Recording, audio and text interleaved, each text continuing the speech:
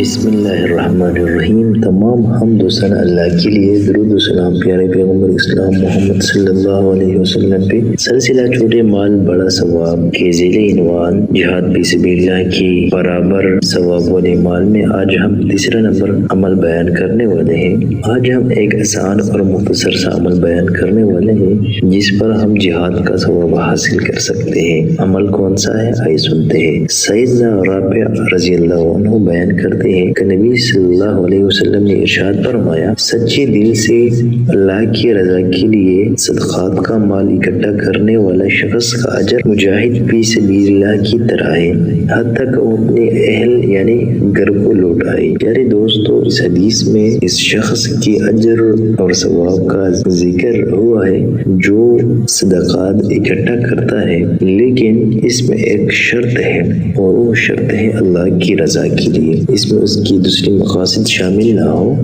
صرف اللہ کی رضا کے لیے جو شخص لوگوں سے چندہ، صدقات، عطیات وغیرہ اکٹھا کرتا ہے تو ایسے شخص اللہ کی راہ میں جہاد کرنے والے کی طرح ہے، اور اس شخص کو اللہ جہاد کی برابر ثواب دیتا ہے۔ تو آج کا یہ مختصر سا عمل تھا جسے ہم نے بیان کیا۔ جزاک اللہ خیرہ، اللہم ارحمنا و ناصرہ۔